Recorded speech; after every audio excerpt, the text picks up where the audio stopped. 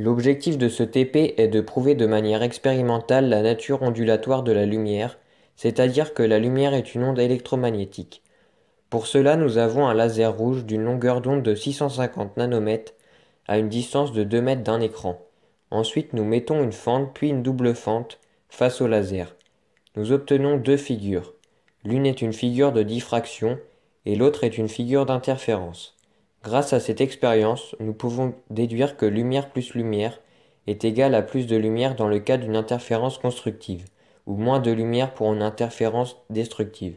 Elle démontre aussi la nature ondulatoire de la lumière, car celle-ci est considérée comme une onde. Elle peut donc avoir des interactions avec d'autres ondes lumineuses. Les franges brillantes sont obtenues avec une interférence constructive, alors que les franges sombres sont le résultat d'une interférence destructive. En mesurant l'interfrange sur l'écran, nous remarquons que si lambda augmente, alors l'interfrange augmente également.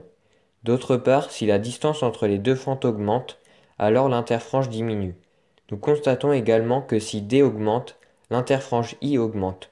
Nous pouvons donc conclure que I est égal à lambda fois D sur S1 S2, où lambda est la longueur d'onde du rayonnement monochromatique utilisé, D est la distance entre les bifentes et l'écran, et pour finir S1 S2 est la distance entre les deux fentes. Nous allons maintenant placer un réseau entre le laser et l'écran. Nous observons sur l'écran la figure d'interférence. On cherche à déterminer si le pas du réseau correspond à celui du fabricant grâce aux incertitudes avec un intervalle de confiance de 95% et de la formule suivante. Nous obtenons un réseau compris entre 7-0,5 et 7 plus 0,5. B est égal à 7,3 micromètres. La valeur donnée par le fabricant est donc comprise dans l'encadrement de la valeur expérimentale. Appliquons maintenant ce que l'on a vu au stockage des données avec un CD ou un DVD. Avec un DVD, l'interfrange I est plus grande. I égale lambda fois D sur B, avec lambda et D constants. Donc B est plus petit avec un DVD. Les pistes sont donc plus serrées afin de pouvoir stocker plus d'informations. Pour lire les pistes, on utilise un laser bleu, donc de longueur d'onde plus faible, ce qui permet de limiter la diffraction et de lire des pistes plus serrées.